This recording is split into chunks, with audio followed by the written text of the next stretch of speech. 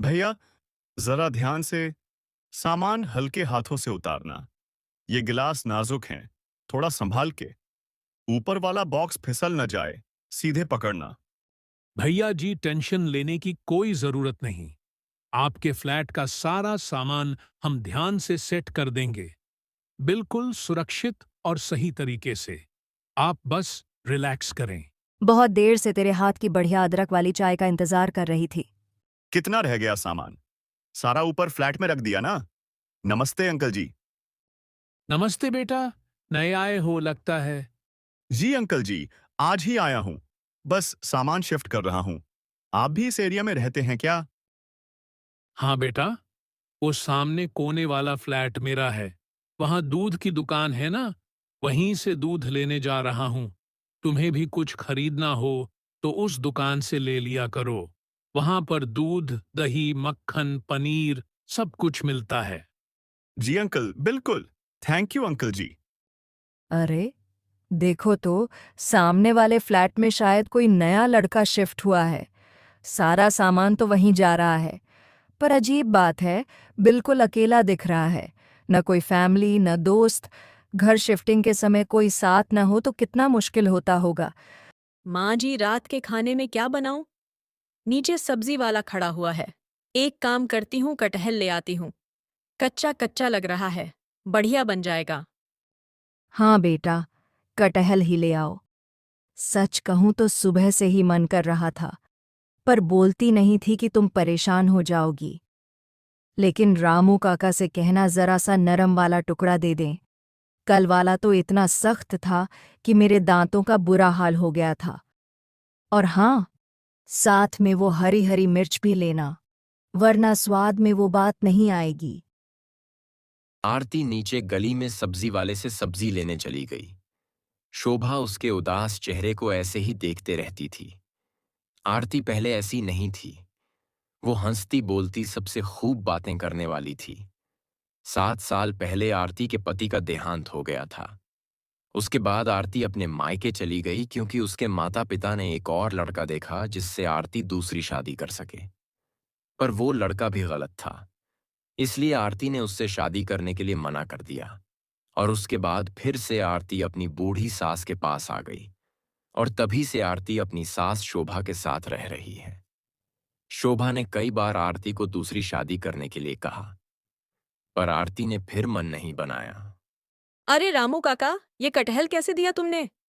आरती की आवाज सुनकर रोहित नाम के उस आदमी की नजर आरती पर गई जो नया नया फ्लैट में आया था। रोहित ने आरती को हाय किया। आरती ने बहुत धीरे से हाय का जवाब दिया। हाय। हाय भैया, जरा आधा किलो कटहल दे दो ना, वो भी कोमल वाला, जिसमें बीज कम हो। कल तो तुमने इतना खर्च दिया था कि चाकू भी चीख उठा। अरे वाह, कटहल तो मेरी भी फेवरेट सब्जी है भैया। भैया जी, सारा सामान तो आपके फ्लैट में रखवा दिया है। अब हमारा हिसाब किताब कर दो ना। देखो ना, शाम होने वाली है। हाँ, देता हूँ। आरती ने कटहल लिया और चुपचाप ऊपर फ्लैट में आ गई। रोहित भी अपने फ्लैट में सामान सेट करने लगा। आरती की रसोई की खिड़की से रोहित की रसोई की खिड़की साफ दिखाई देती थी। आरती रसोई में कटहल की सब्जी बना रही थी। अचानक उसकी नजर रोहित की रसोई की खिड़की की तरफ गई। रोहित आटे के डिब्बे को रसोई के ऊपर वाली अलमारी में रख रहा था। अचानक डिब्बे का ढक्कन खुल गया और सारा आटा रोहित के मुंह से लेकर कपड़ों पर गिर गया। रोहित ऐसा लग रहा था मानो कोई आटे में भीगा हुआ भूत हो। यह देखकर आरती अपनी रसोई से जोर से हंसी, मानो पहली बार इतने सालों बाद आरती के चेहरे पर हंसी आई हो। रोहित भी उसकी तरफ स्माइल करके देखने लगा। आरती ने अपनी हंसी को रोका। तभी शोभा आ गई। अरे बहू, ये हंसना क्यों बंद कर दिया? तुम्हारी हंसी तो इस घर की रौनक है, जैसे दिवाली के दिए जल उठें। सुनते हो बेटा, आरती बता रही थी तुम्हें कटहल की सब्जी पसंद है, पर हमारी बहू के हाथ का जादू चखोगे तो सारी पसंद यहीं की हो जाएगी। आज तुम सामान सेट करके थक गए होगे, रात का खाना यहीं खाओगे। मना नहीं कर सकते, हमारी बहू ने खुद हाथ से बनाया है। थैंक यू आंटी जी। कटहल की सब्जी का नाम सुनकर तो मेरा मुंह पानी से भर गया। मैं टाइम से पहले ही पहुंच जाऊंगा। वैसे भी आरती जी के हाथ की बनी सब्जी का स्वाद लेने के लिए तो मैं, अरे मतलब, पूरा खाने का मजा लूंगा। और अगर जरूरत हो तो प्लेट सेट करने में भी मदद कर दूंगा। आरती की नजरें रोहित पर चिपकी रहीं। वह टेढ़ी निगाहों से उसे देख रही थी, मानो उसकी आंखों में कोई अनकहा सवाल फंसा हो। पर वह चुप रही, शायद इसलिए कि उसकी जुबान पर लदे हुए शब्दों का वजन उसके दिल से भारी था। थोड़ी देर बाद रोहित खाना खाने के लिए उनके घर आया।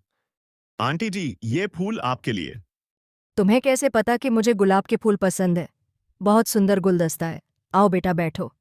आरती, रोहित के लिए वह आम का पन्ना ले आओ। आरती ज्यादा बात नहीं कर रही थी। शोभा ने रोहित को आरती के बारे में बताया। बस यही कारण है कि आरती उदास रहती है। मुझे तो इसकी बहुत चिंता होती है। वैसे अपने बारे में कुछ बताओ बेटा। आंटी जी, मम्मी पापा अब इस दुनिया में नहीं हैं। भैया भाभी हैं, पर उनका अपनी जिंदगी में कोई खास मतलब नहीं। बस अकेला ही हूं। 2 साल पहले एक लड़की से बात हुई थी।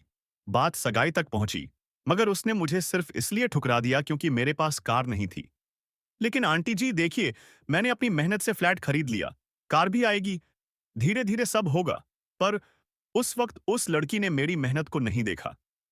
शायद उसकी नजरों में शादी के लिए पैसा ही सब कुछ था, मगर अब समझ आया, जिसे मेरी कदर नहीं, वो मेरी किस्मत भी नहीं।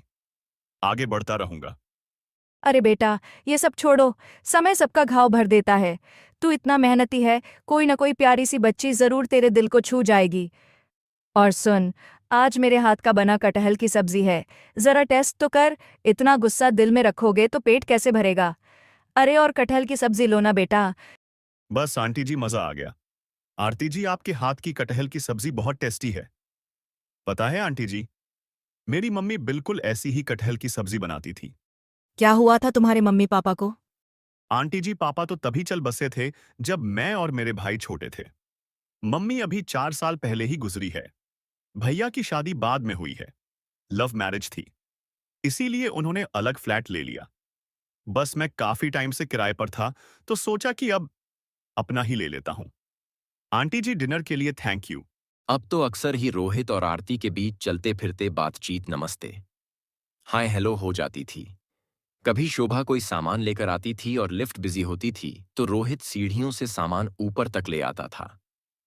धीरे धीरे रोहित सांस शोभा को अच्छा लगने लगा। और एक दिन शोभा ने रोहित के बारे में आरती से बात की। अरे आरती बेटी, जिंदगी तो एक बार मिलती है। इतनी जल्दी हार मान लोगी? देखो, रोहित बहुत संजीदा लड़का है और मुझे तो लगता है वह तुम्हारी तरफ देखता भी है, बस कहने में शर्मा जाता होगा। अगर तुम कहो तो मैं उससे बात करके देखूं, हल्के फुल्के तरीके से पता लगा लूं कि उसके दिल में क्या चल रहा है। बेटी, दिल की बात कभी छुपानी नहीं चाहिए। क्या पता यही रिश्ता तुम्हारी जिंदगी का सबसे खूबसूरत मोड़ बन जाए। नहीं माँ जी, ऐसी कोई बात नहीं है। एक कटहल की सब्जी की तारीफ रोहित ने क्या कर दी? आपको यह लगने लगा कि रोहित के मन में मेरे लिए कुछ चल रहा है।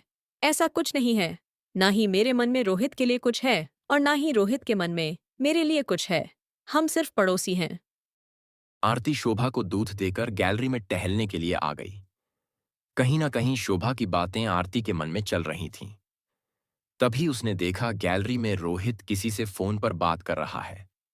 रोहित ने दूर से आरती को देखा और हाथ हिलाकर हाय किया और फिर से फोन पर लग गया। कुछ देर बाद आरती कमरे में आकर सो गई।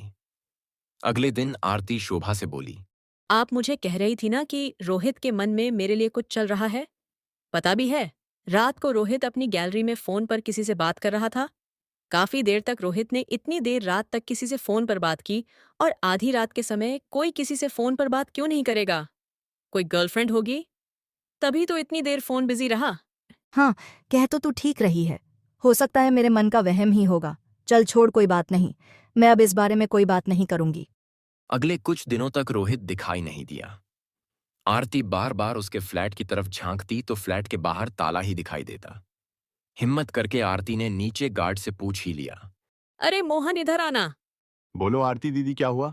वो जो हमारे सामने फ्लैट में रहते हैं, क्या नाम है उनका? रोहित। वो कहाँ गए हुए हैं? उनके फ्लैट के बाहर कुछ दिन से ताला लगा हुआ है। वो शादी के लिए गए हैं। आरती ने गार्ड के मुंह से बस इतनी बात सुनी और उसकी आंखों में आंसू आ गए। शायद उसके मन के किसी कोने में रोहित के लिए हल्की सी जगह बनने लगी थी। पर एक बार फिर आरती का दिल टूटा। वो अब उदास हो गई। उसने रात को खाना भी नहीं खाया और चुपचाप सो गई। अगले दिन आरती को रोहित के फ्लैट से आवाज सुनाई दी, मानो कोई शोर मचा रहा हो। अरे आरती बेटा, देख तो जरा, रोहित किसी मुसीबत में दिखाई दे रहा है। तू जाकर मदद तो कर। रोहित कब आया? जी माँ जी। आरती ने रोहित का दरवाजा खटखटाया। दरवाजा खुला हुआ था। मैं दरवाजा नहीं खोल सकता। जिसको अंदर आना है अपने आप आ जाओ। दरवाजा खुला हुआ है। आरती को यह सब अटपटा लगा, पर वो रोहित के फ्लैट में घुस गई। रोहित किचन में था और उसके दोनों हाथ चिपके हुए थे। सामने आधा कटा बिखरा हुआ कटहल रखा था। यह क्या कर रहे हो आप? और आपके दोनों हाथ चिपक क्यों गए? अरे क्या बताऊं आरती जी, दोस्त की शादी में गया था गांव। वहां उसने पेड़ का ताजा कटहल दे दिया। बोला कि मुझे पसंद है तो मैं लेता जाऊं। ले तो आया, पर कटहल काटना कितना मेहनत का काम है, ये आज पता चल रहा है। मेरे तो दोनों हाथ ऐसे चिपक गए मानो इस पर गोंद लगा दी है। छुड़वाने में मेरी मदद कीजिए ना। आरती जी, आप दूर से क्या देख रही हैं? घबराओ नहीं। सरसों का तेल कहाँ रखा है? सामने बोतल रखी हुई है। आरती ने सरसों का तेल रोहित के हाथों पर छिड़का। अब दोनों हाथों को छुड़ाने की कोशिश करो। नहीं छूट रहा है आरती जी, दोनों हाथ चिपक गए हैं। आप मदद कीजिए ना। आरती ने रोहित के दोनों हाथ छुड़ा दिए। थैंक गॉड, आपने कितनी बड़ी मुसीबत से मुझे बाहर निकाल दिया।